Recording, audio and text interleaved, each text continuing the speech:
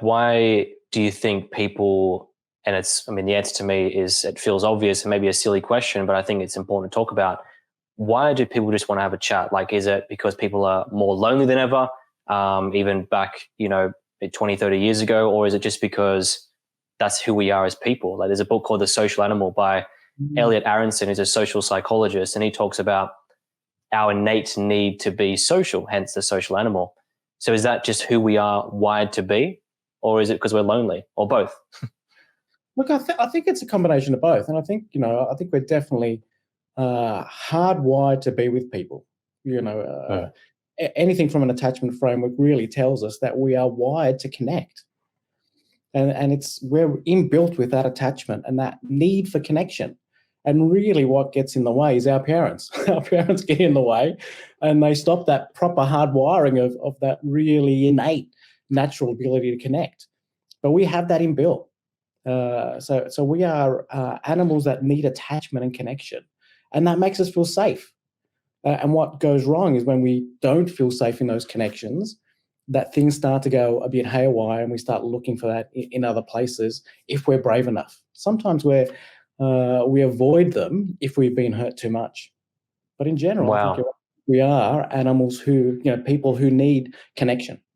So speaking into that with your practice and what you're doing from a psychologist point of view, is that the core of trauma? Is that the core of what people are suffering from? That they see other people. There's a quote by this guy from hundreds of years ago, and he says something like, "People are suffering," like, because he had gone through so much shit with people.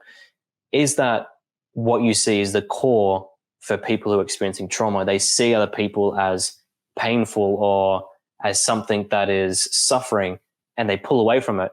And in some ways, they might create multiple personalities, or they might split their personalities, or have ADHD or things like that. But are people and the suffering from people the core? Look, I think what we do to each other is the core. And I think we are not great at being kind, kind to others or kind to self. And I think that can create a lot of suffering. And I think what people do to us, it can often be a very primal cause to our suffering. And that suffering is often made worse when it is someone who we are supposed to love, trust, and feel safe with. So if a parent does harm, someone sat close to us who we're supposed to feel safe to does harm, that has a much significantly bigger impact than if a stranger does harm, depending on the harm, of course. But when it's someone who we're supposed to feel safe with does that harm, it actually has a significant and long-term impact.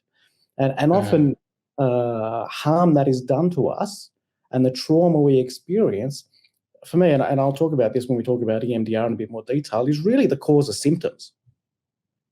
And you mentioned ADHD. I don't think ADHD technically is trauma-related.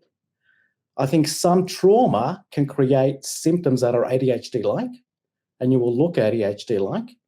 And there are some things like, if you have a head injury that impacts your frontal lobe, you may end up with ADHD.